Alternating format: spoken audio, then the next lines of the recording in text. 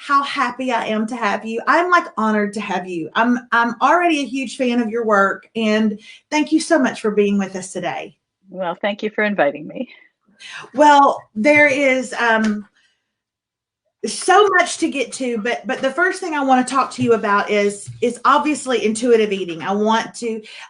We have a lot of women on here who the scale is constantly on in their bathroom. They're constantly on it, right? They're on that scale. They're working that thing. They don't realize that they're standing on an enemy every single solitary day. They're checking it day in and day out. And I hate that for them. I'm sad about them. I know that they're locked maybe and chained up to that kind of culture. And so I think intuitive eating may be an answer for them, but you got to start us off at square one. You got to start us off with what it is, how you got into it. Can you tell us the story of that? Absolutely. Well, should we start with how I got into it or what it is? Please, Start with please. how I got into it. I used to be an elementary school teacher before I went back to school to become a nutritionist. And I just love people and I love these little kids, but I wanted to do something more with my life. I didn't know exactly what at the time, but I did know that I wanted to be someone who could sit in a room with someone and talk to them about eating, but it wasn't quite defined yet. But what I didn't want to do was talk about weight loss, because even then, and I've been doing this work for 39 years now, even then, I knew that the whole idea of dieting and trying to manage or control weight was just a very negative and uncomfortable experience. Yeah. So I wanted to work with kids with developmental disabilities because that was how I was trained when I did my traineeship. Didn't work out that way. I just kept getting referrals from doctors who would send me patients with high blood pressure, high blood sugar, high cholesterol, and they would just say, have this person lose weight, which is really not the answer at all. So I struggled with what I had learned in graduate school, which is just put somebody on a very very nice little plan. It wasn't a diet. I would tell them, if you want a cookie, it's okay. But here I was telling them what to eat, and it never felt right. And my gut always tells me when things aren't right. So that's way back in, in the 80s. And toward the end of that decade, I would say I was starting to read some of the literature out there about non-diet. Non-diet, what does that mean exactly? Tell people they can eat whatever they want. Now, here I was, I had a Master of Science degree in nutrition. How could I tell people to eat whatever they wanted? Because I knew different foods had different, nutrient value.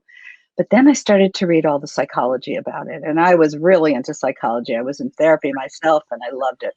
And I realized that there's some very deep psychological reasons why diets don't work. And that led me to decide that I was going to write a book about it. At the same time, my co-author, Evelyn Tribole, was also thinking about the same things. And we ran into each other in the hall. She was working out of my office one day a week, and she looked kind of unhappy. And I said, what's going on, Evelyn? And she said, I'm trying to write this book with a psychologist, and she doesn't know how to write. Well, I knew I was a good writer, and I just took that moment and I said, this is it. I said, I'll write the book with you, because I knew I was so interested in the psychological parts.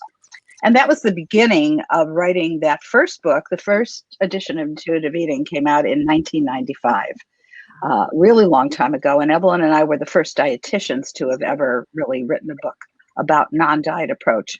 At this point, we're in the fourth edition that came out last year, and it's called an anti-diet book, not non-diet, but anti-diet, because we're extremely against the toxic nature of diet culture and what diets do to people. So what is intuitive eating? Okay, yeah. So it is a self-care process that incorporates 10 principles, which are not rules. They are simply guidelines to help people learn how to become more in touch with their inner signals, start trusting their inner voice. We're all born with all the wisdom we need to have to know how to eat. If you're ever around babies, you know that when they're hungry, they will cry. And if they're fed, they're little happy people. And then when they're done, they turn their little heads. You can't give them more food than their tummies want. And when they start eating solid foods, they know what they like and they know what they throw on the ground. So intuitive eating is about getting us back to that innate inborn wisdom, which is taken away from us by diet culture. And my favorite definition of it is a dynamic interplay of instinct, emotion, and thought. So what does that mean? Okay, so that refers to the three parts of our brain that have evolved over time. The primitive part of the brain, which is right at the brainstem, is called the reptilian brain, and it comes from the era of dinosaurs. And it is instinct, pure instinct. The dinosaurs didn't have feelings, they didn't have thoughts. They just had the instinct to survive. So they went after food. We have that also in our brains, but we don't eat on instinct alone, because as time went on, we developed a part of our brain called the mammalian brain, or the limbic brain, and that's the center of emotions and social behaviors. Well, we all know that our emotions affect our eating. They affect our hunger, they affect our fullness, they affect all of that. So that's part of intuitive eating. And then eventually what differentiated humans from other mammals was the neocortex, or the cognitive part of the brain. So intuitive eating incorporates instinct, emotion, and thought. And so if our instincts are off because our emotions are affecting them, or if we are not feeling well and that affects our instincts, we use that cognitive part of the brain to help us through our emotions and let us know that we need to eat and nourish ourselves anyway. I have the journal right here in front of me. And I'm going to read the 10 principles. Some people are saying, well, what are the 10 principles? And I can tell you right now, we most certainly do not have time to go through all 10 of these principles. Lord knows I wish we did. And I would love to have Elise on at a later date and really discuss and get to the heart of these. But just to read you guys what these 10 principles are. Principle 1 is reject the diet mentality. Is it okay, Elise, that I'm reading these? Well, it's okay, except that in our newest version, we turned some of them around and we renamed some of them. So I kind of, do you have the 4th edition of Intuitive Eating? Oh, not with your picture on it, girl. No, I've got this one. Well, that's the workbook that goes along with Intuitive Eating. But there have been 4 editions of Intuitive Eating. And in fact, I have you were talking about journals in the beginning, Melissa. On June 1st, I have an Intuitive Eating journal coming out. Oh, I want that. I want that. Yeah, and its subtitle is Your Guided Journey for Nourishing a Healthy Relationship with Food. It's great. There's lots of room to write and be creative in that. So how about it? Oh, she froze up a little bit.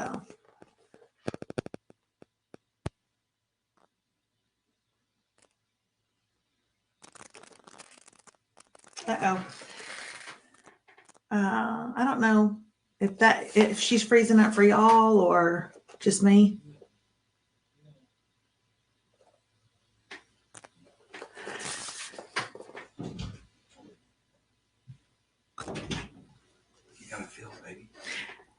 I'm so sorry, you guys. She has frozen up for me. I don't know if she has for y'all, but she has frozen up. I know. I'm feeling it too. It was just getting so good. But I wanted to read these principles to you. She has them, though, better than I do, and she has them renamed. And so I really, really do not want to lose her. So maybe David can kind of text her or see if there's some kind of issue on her end. I don't think it's on our end. Elise, if you are listening to us, you froze up on us for some reason. Everything was going perfectly. And she froze up. So we're going to try to disconnect her and reconnect her back. But in the meantime, I know that they have renamed some of these, but I just want to give you just a little bit. There I am. There you are. Oh, hi. I didn't do anything. Melissa, I didn't do anything. I didn't freeze it myself. It just stopped. Let me just tell you that it's called The Technological Gods, and they're always out to get us. Always. Exactly. So I was about to text David. It wasn't I will me. tell you this, Elise, if it's any this should boost your confidence. The minute that you froze up, like everyone started going, no, it was doing good. So I won't go into the 10 principles because I do realize that over time those things are changed and reworded. But I just, heck, if I even just talked about or just showed them that even principle 1 that you guys were working on way back when is just to reject this diet mentality. Yes. I want my friends here today to understand that. And so many of them are like, light bulb moment just now. Heck, we were born knowing how to eat. We were born as babies knowing how to do this. What has happened to us, Elise? Well, it wasn't called diet culture back, 27 years ago now when we were writing this book, but it is called diet culture. And diet culture is pervasive, and it's actually truly been around for centuries. I could go into we don't have time for it, but I could go into the basis for diet culture, how it began. Now you're frozen, it looks like. Are you frozen? No? Oh, no, I'm here. Okay, so diet culture worships thinness, and it equates it with health and moral virtues. And it promotes weight loss as a means of attaining a higher status. And so those in our world who don't meet that standard are really oppressed. Diet culture promotes, in my mind, oppression. It oppresses people who do not fit the standard. And my goodness, we're all DNA programmed. We all are genetically programmed to be a certain size and height. Nobody walks around saying, well, I'm 5'4", but today I'm going to work on being 6 feet tall. We all accept that our height is genetically predetermined. And there's so many things about us that are, including our set point range weight, which is a bit of a range. Mm-hmm. So diet culture gives you the idea that if you don't fit into that thinnest, culturally thin ideal, there is something wrong with you. You're bad. And it can only make people, well, it's traumatic. It's actually toxic. It can only make people feel horrible about themselves when they can't attain that. And dieting itself promotes weight gain, by the way. 98% of people who lose weight on diets gain it back, and 2/3 of them gain even more weight back over time. And it's just it's, as I said, it's a very traumatic experience. And weight cycling, which happens all the time. People go on diets, they lose weight, they gain it back and more, and they go back and forth. It used to be called yo-yo dieting. Weight cycling is very detrimental to one's health. Not one's weight, but weight cycling. Okay. I want to tell you really quickly something that you just said. I think you just said 98%. Was that 98% of people that lose weight gain it back and then some. So let me give you just a little bit of backstory, and to those who are watching today. So here's how I ever even found out about intuitive eating. A girlfriend of mine invited me to come into her home once a week, and she was going to host a little book club, and the book club was going to be intuitive eating. And this was literally several months back when I really started deciding that I was going to change my life in 2021. I was going to change my weight. I started going to this, but immediately the book and the journal they don't care if you lose weight. They care if you heal with food. They don't care about your weight.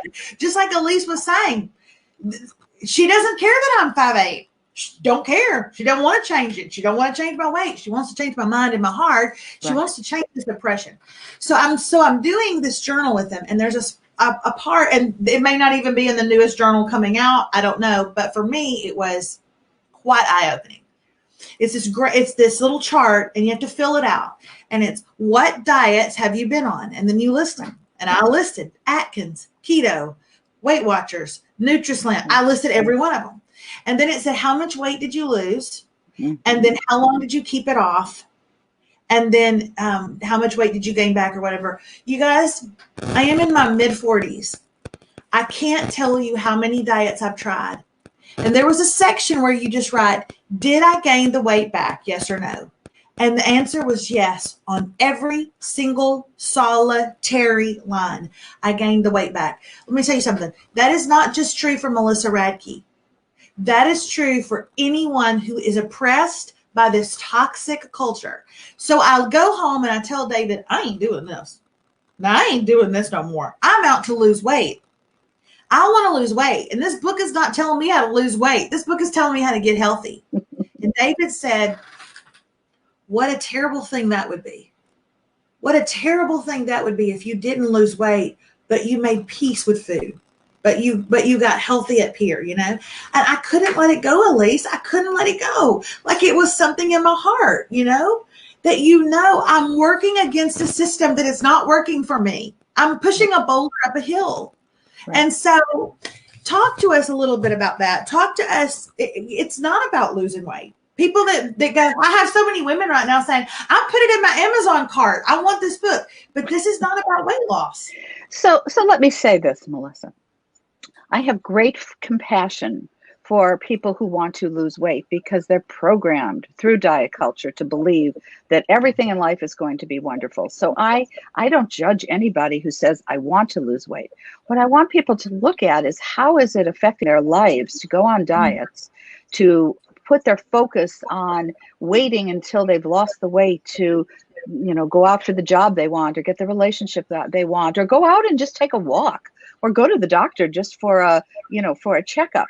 So let me start with that. So I don't want anybody to feel shamed because they want to lose weight. What I want to help people understand is that there's no sustainability to diets, and there's no way that they can reprogram their genetically, programmed weight. So what can you do then? So the point is making peace with food, really learning how to look through a lens of satisfaction, enjoying your food, helps you eat when you're moderately hungry. It helps because food just tastes better when you're hungry, not when you're not hungry. And it helps you make peace with stopping when you're comfortably full, because you get to eat that food every day for the rest of your life. There are no forbidden foods. So what happens? People end up being very tuned into their bodies, and their bodies are happy and their lives are happy because they've stopped. Well, you were saying, that rock, the stone up the hill, or the rock up the hill, or whatever it was called. I mean, they start to realize that life is so much more than what their size is, that they are so much more than what their size is. I mean, we have so many wonderful qualities within us and so many miraculous things our bodies can do at whatever size.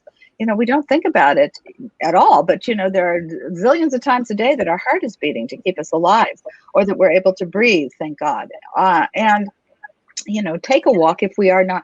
Now, there's so many people who are also disabled and they can't do that, and they find ways to live their lives the best they can. We have to promote a way of acceptance of all people, of all types of people, all sizes of people. And so I think it has to start with understanding that you've been programmed to believe that you should lose weight before you can start your life, and to understand that it's just made you miserable. As you were saying, you lost weight, you gained weight, you lost weight, you gained weight. And I like to help people figure out the things they really want in life, and let's start getting them right now. And that includes a happy relationship with food and their bodies. Elise, is it out yet? Well, okay, the 4th edition of Intuitive Eating came out last year, the one that I held up and showed you. My journal book is coming out June 1st, which is just 2 weeks from now. You have the workbook, you have the Intuitive Eating workbook. I also wrote an Intuitive Eating workbook for teens. And in that book, there's that same chart you're talking about. However, my adult clients love it because it brings them back to the years, for most people, when their eating issues, when they got disconnected from their bodies and they started dieting, began. And I have seen people have such revelations about the beginning of this. What influenced it? Was it something a doctor said when they were going through puberty? Like, she should, they would say to the doctor might say to the mother, oh, you really should have her watch her food because after all, she's gained too much weight. Well, this little girl needed the weight to get her first period. Or it might have been a coach, or it might have been a parent or a grandparent. It helps you look at what was it that triggered that early in your teens, sometimes in childhood. And so there are a number of books out. There's actually a card deck coming out on June 1st as well. It's called 50 Bite-Sized Ways to Make Peace with Food. And so it's a deck of cards, like a tarot deck. So there's many ways. My journal is one that's more creative. The Intuitive Eating 4th edition is really the Bible. I mean, this is the one that tells you all about the 140 studies, and there are more now, that have validated intuitive eating scientifically as an evidence-based process for physical and emotional health. What does that mean?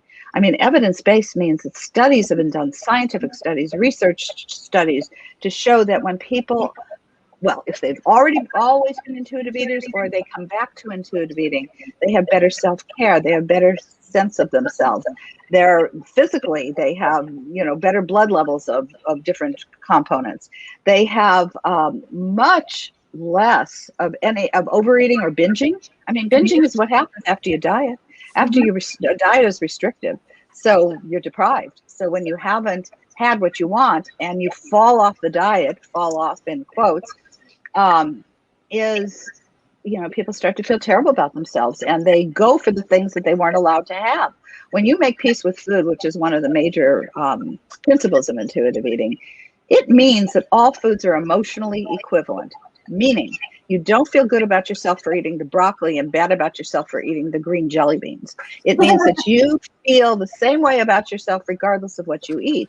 You're just tuned into what feels good, what nourishes you, what's satisfying, and there's no struggle anymore. I had my own bout of years of dieting when I was young, and I would restrict and I would binge, and I would restrict and I would binge. And I bless it because it really led me to go back to school, as I said, and become a dietitian and a nutritionist. And I haven't had an issue. I'm 76 years old, and I haven't had an issue with eating for 40 years. What does your eating look like? What does a day look like? Oh gosh, what's the day? Well, I have different breakfasts. Some mornings I have oatmeal with brown sugar and peanut butter and bananas and milk on it, and some days I have toast and with butter on it and yogurt with berries and granola in it, and some days I have waffles and eggs with cheese in it. I mean, I have really nice breakfasts every morning, and I always have fruit. I always have milk that sustain me until, if I get a little hungry before lunch, I might have a piece of a bar or a cracker or something. And then lunch, I often have chicken, salmon, vegetables, fruit, and then I always have cookies, always after lunch. Always. I mean, cookies are part of my life. And dinners are some sort of casserole. Last night I had macaroni and cheese with broccoli and some vodka sauce on the macaroni and cheese. And then I always have frozen yogurt afterwards. So, and you're eating these things not because they're part of a weekly menu that you made for yourself or a plan. You're eating these things because tonight, pasta with broccoli or macaroni and cheese with a little broccoli and vodka sauce, like that sounds good to me. Yes, it's always tuning in an attunement with what my gut is telling me that I feel like, what's going to satisfy me, what am I going to enjoy. Well, the cover of your book says, there's a line on it that says, rediscover the pleasures of eating. And that stuck out with me because here's the problem for me. The problem is that I believe that I love the world. I love the earth. I love everything God gave us to eat. I love the things that grow out of the ground. And and I love food. I like it when you fry it or grill it or broil it. I like food. And there is pleasure in eating. And I don't understand why that it has to be a taboo. That why food, if given to us and given to us plentiful and in great ways with vodka sauce, has to make me feel bad. And I'm tired of that. I always say when I talk to women a lot of times about parenting or whatever, I'll say, don't be so hard on your kid. The world is cruel enough. Okay. Right. The world is cruel enough. And I don't need to feel any more shame in my life over what I eat than how I already feel. And it's how we rediscover that, though, that is mind blowing to me. Okay. So, Melissa, from this moment on, no shame ever for any food choice. It's ridiculous to feel bad about yourself for what you feel like eating. Intuitive eating is based on studies of toddlers who are given free range of all kinds of foods. And what they end up finding is at the end of a week, they pretty much get everything they need to grow and to be healthy. So we don't have to worry about having perfect meals, having perfect days, having anything like that. No shame. So how do you get to pleasure? You let yourself know that you've been programmed from a very negative force. We live in a very puritanical culture, by the way. Most other societies really love food, and they love all the different foods. I mean, you would never go to Italy and have somebody say, oh, pasta's bad, gluten's bad. Never. You wouldn't go to France and have somebody say, oh, you should never have a croissant, or you should never have French fries. I mean, we in our culture, we are often, as I said, equating it with moral virtue. Let it go. Let it go. Right. Look at food through a lens of satisfaction. And I want to go back to that for a moment, because if I can give your listeners anything today, it's that if you think about satisfaction, you are going to find ways to talk nicely to yourself about your body. You are going to look at ways to talk openly about food, that all foods, as I said, are emotionally equivalent. Because if you're eating and you think something is wrong or bad and you should not have it, you're not going to get any satisfaction. If you're eating when you're not hungry, by not staying present is a very important part, so that you can notice what you really feel like eating, so you can notice what your appetite is, you can notice when you're hungry. I've often said to clients, would you eat a peanut butter and jelly sandwich on your way to your favorite restaurant? And they look at me and say, well, of course not, Elise. And I say, well, why? And they say, because it would ruin my appetite. We know intuitively that a meal is going to taste better if we're a little bit hungry. But if we're in primal hunger, which is when you're, well, that instinctual part of your brain, that primitive reptilian part has red alert, organism in danger, then you can't stop eating, because the brain releases chemicals. One of them is called neuropeptide Y, and releases hormones that just get you to eat as much as you can and as many carbs as you can, because it wants to survive. That's the part of your brain that's keeping you alive. So you don't want to start eating when you're ravenous, because you can, you go through the whole breadbasket without even tasting it. Right. You want to eat when you're comfortably hungry. And when you start to get comfortably full, a feeling comes up. I wrote a paper called The Sadness of Saying Enough. That moment when you have had your satisfaction has been taken care of, your hunger's been taken care of, you're comfortably full, and you can keep eating if you want to. That's a choice. You always have that choice. But if you do, you might not feel well. If it's late at night, you might have indigestion during the night. So you say to yourself, I need to stop. Well, there's a sad feeling that comes up. Even for me, when I've had a delicious meal, I feel sad, but it's momentary. You get up, you do something else, and you get to eat again whenever you get hungry. So I eat 5-6 times a day. I'm not going to hold that sadness forever. When you're on a diet and you have restricted amount of food, that sadness can be grief. That sadness can be horrible sense of deprivation. And then, of course, you can't stand it, because nobody can. Dieting is a predictor of weight gain. I just want to tell you that this was better than I had hoped it would be. Okay. I knew that it would be good. It was better than that. I'm going to send you a present, like a, I don't know, a sweater or something. So I can talk you into coming back on here and being another guest, so I can dig deeper, because we knew that you had about 30 minutes of time and that was it. And so I want to let you go, but I want to tell you that I think what you're doing is, I don't understand why more people don't talk about it. I don't understand why we know the words Jenny Craig.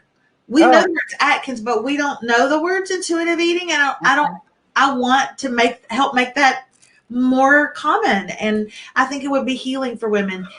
You've been wonderful. Thank you. Can I say one last thing? Yes. I think the reason that intuitive eating now has gone, quote unquote, viral, because it's all over. I'm being interviewed and doing podcasts every week. Why is that we as women, and I think your audience is women mostly, we are sick and tired of being told what size our bodies should be and being told what we're allowed to eat. We're tired of it. We want to be released from it. And intuitive eating is the way. And it's amazing. I mean, take my word, all these years, 40 years of eating intuitively and feeling wonderful and free. I haven't been on a scale in, well over 20 years. If I go to the doctor and they say, go get on the scale, I say, no, I don't need to. There's no reason. So. Oh my God, you're amazing. And I would be delighted to come back. Okay. You don't have to send me a sweater. I would be delighted to come back. Okay. And also, can everybody in the comments just hush about the fact that she's 76? I mean, they have not stopped talking about it. Someone said, did she say 76 or 46? And as a 46-year-old, could I please tell you that is offensive? Just shut up. Okay. Yeah, we get it. She looks great. Elise Resch, thank you so much for being here today. All you got to do is log off. David will help you log off, but I just thank you so much. You're so welcome. Take care, Melissa. Bye. Bye. You guys, there is honestly so much I want to say. I think that was, I could have gone on and on and on with her forever. And I'm like, look at me. My eyes are getting teary. But I do think that some of us, we really have been chained to the scale for just far too long. Just far too long. And I don't think we were ever intended to live that way. I know that we weren't. And we always ask you guys at the end of the day to tell us what your aha moments were. No doubt there were several today. But the fact that we were innately born knowing how to eat, that as children, that we knew when to push food away. I'm done. We throw it down on the floor. Like she said, like we're done. We get up and we're done, and we've lost it. And I believe that we've lost it because we've lost our way in this culture, in this diet culture that has told you for so long that what you're doing is wrong because what size you are is wrong and who you are is wrong. And I hope today, and I want you to purchase her book. I want you to get her journal. I want you to do whatever you want to do if you want to know more about that. Someone asked this question, and when she froze up, I was just about to read it, and then she was able to come back on. Somebody said, but I want to know what the 10 principles are. Now, like she said in her newer stuff, she's reworded these a bit, but just to kind of give you a little bit, I mean, I think this is going to inspire some of you and give you some hope. I'm not trying to sell her book. I'm trying to sell her method. I'm trying to sell us on this, okay? So listen to what the 10 principles are. Principle 1, reject the diet mentality. Principle 2, honor your hunger. Principle 3, make peace with food. It's one of the reasons why I asked you to buy your triggers last night and set it on your counter and stare at it. There were so many of you who said, I can't do that. I couldn't do it. I want you to make peace with it.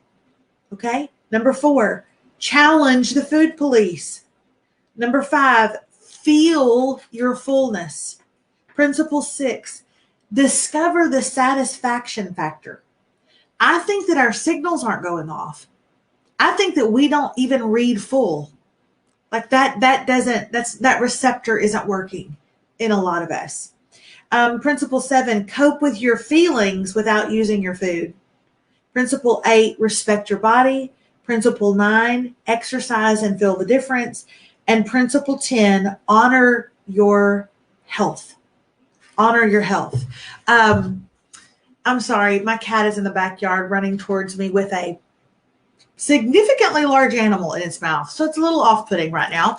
But hey, she's honoring her health. So anyway, I really hope that you guys will give some real time to think about this intuitive eating and what this lifestyle might mean. I think in the future, I think I'm leaning towards this, and I just want you guys as my friends and my community to know that. I want to talk to you quickly about 2 things, and I'm going to hand it over to David. I want to talk to you about your heart work today. So please listen up. Today, I knew this day would eventually come, and you knew from day one, if you listen closely, that the day would eventually come that I would ask you to do this. Today, you're going to have to do some writing. Every year, David and I go away for 3 days. At the end of every year, every December, we go away for 3 days, and we think about what our next year is going to look like. And we base that off of a book that Michael Hyatt wrote. He's a leadership expert, and it's about charting your future, charting your success. And in one of the things that he asks you to do in this book is he asks you to write down, he wants you to write your perfect day. And he wants you to write it with your future self in mind. Okay? What your perfect day would look like if your marriage was whole. If you'd gotten the job, if you'd lost the weight or gotten healthy or lost this much weight, but felt so good in the bathing suit. I mean, what would that day look like? And he wants you to be very, very specific. I thought about reading y'all mine, but it's really specific. But I'll be honest with you. It starts off with, well, I sleep in. I wake up a little bit late, like around 9 o'clock in the morning. I put my feet on the ground and my knees don't hurt. And I'll hop out of bed because I smell bacon cooking. And I know David's downstairs with the kids. We're at the beach for the week. We're at a condo for the week. I run downstairs because you know what I can do now? Run up and downstairs. And I run downstairs and I eat breakfast with my family. And then they want to go out to the beach. So I put my bathing suit on. And I don't worry about what kind of bathing suit it is. And I don't worry about what I look like in it because I feel great. And my body feels great. And it moves wonderfully. And I move with it. We go and we play for hours out in the sun and the sand until I want to take a nap or eat a big lunch. And so I decided to do both. I eat a big lunch and I take a long nap, and then we get ready for dinner. And then after dinner, I even wrote this. Are you ready? After dinner, David and I come home and we have great sex. That may sound inappropriate to some of y'all, but I'm happily married for 26 years. And as a woman with a bigger body, I want to know that that's okay. That's a good day for me. That's a great day for me. It's a really good day for David. But that's a great day. It will be hard, but it is your future self. And I want you to think about what she wants. I want you to think about what she does. I want you to think about how she wants to feel. I want you to think about what her mind is like and what she's focused on. I want you to think about what brings her joy. I did not ask you to write about what she looks like, but if you want to add it, you can. But that is your heart work tonight. Write it, don't post it. You do not have to post it. It is personal to you. In fact, I suggest you fold it up, put it in an envelope, lick it, close it, and put it in your nightstand drawer. This is for you. This is your future self. This is our current self, but we have a future self. But we got a ways to go. We've got a growth zone that we have to grow through, like Natalie said on day one. Okay? So think about your future self and what that perfect and beautiful day looks like to you. And then we're going to work to get there. We're going to work to get there. I